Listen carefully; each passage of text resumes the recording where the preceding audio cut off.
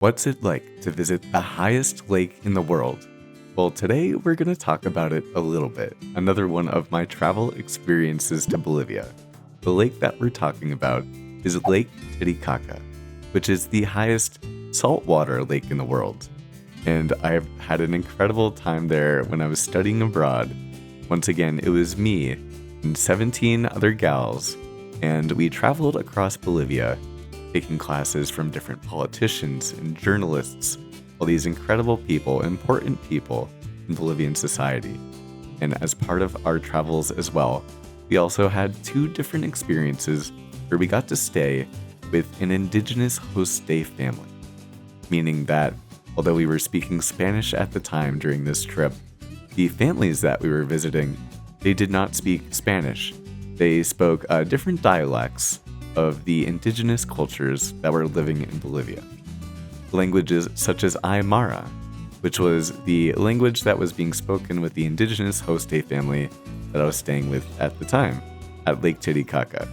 And Lake Titicaca is right on the edge of Peru. It actually is split by Bolivia and Peru, so we were on the Bolivian side. A lot of people have gone to the Peruvian side, but seeing the Bolivian side of Lake Titicaca is something very special in itself. Part of the reason being it's not developed. It's these agrarian, rural, very poor indigenous peoples and in towns and villages and that sort of thing. So my indigenous host stay family was within this coastal town right on the edge of the lake. And one interesting thing about where this town was located was it was at the completely at the edge of the coastline, and the edge of Lake Titicaca on the Bolivian side has a very steep incline. You have to zigzag back and forth for maybe a mile or so. A very steep incline going up, and all of the houses are located at the top of this mini mountain, and the lake is down at the bottom. And the people here, they don't have vehicles or anything like that.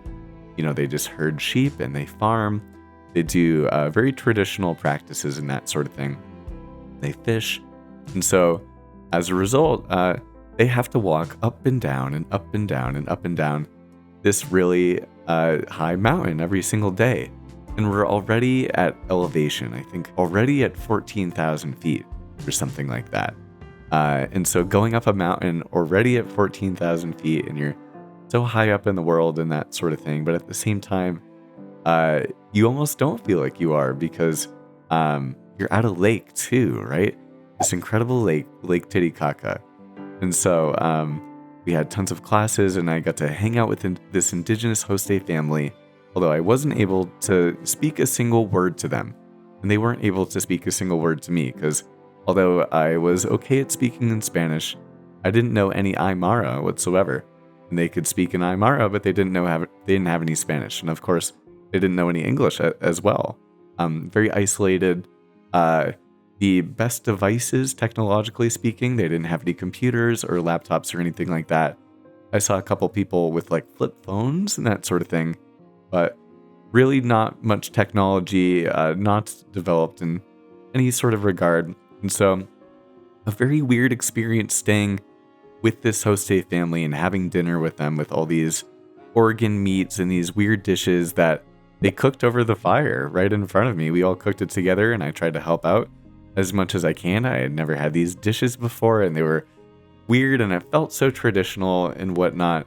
And at night, there was no heat at the house, and it got really cold. We're already at 14,000 feet, and we're in the mountains. And once the sun set, things got really, really cold, really, really quickly.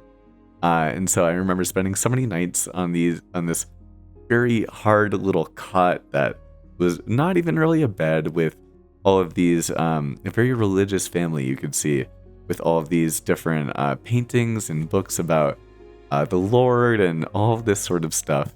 And one incredible thing about the nights on Lake Titicaca, where I was in particular, is since there's really no civilization, no cities and lights or anything like that, it had the most incredible night skies that I've ever seen. And I remember journaling at night and just staying up for hours looking at the sky. And I was so cold at night, but I just couldn't stop looking at the sky because it was the most beautiful thing that I had ever seen. And it's beyond words. And so, since it's so cold at Lake Titicaca, swimming at Lake Titicaca is a very, very difficult to do. It's a saltwater lake, which is really interesting, and you're so high up. And of course, I was like, I need to swim at the highest saltwater lake in the world. Like, that would be so cool. But everyone was like, you might not want to do that. It's really cold. And just to give you guys some background story about who I am, I'm the sort of person that loves to do cold shock therapy, and I'll jump into a freezing cold pool in the middle of the winter while it's snowing. Here in Colorado, it'll be like 9 degrees and snowing. It'll be like 5 a.m. and I'll still jump into the pool, and then I'll walk with my bare feet in the snow back to my apartment and that sort of thing. So I have no problem with the cold. I do ice baths during the summer and that sort of thing. But this lake was so cold that although I wish that I could say that I submerged my head as much as I tried, and I was there for minutes just trying to wade in, but it was so cold that I was only able to get up to my waist. And like a failure, I had to head back to the coastline and hang out and that sort of thing. And it was one of 2 different homestay experiences that I had when I was staying in Bolivia, besides my homestay family, which is definitely still a family for me. The other experience was going to the Amazon rainforest and almost dying to a spider.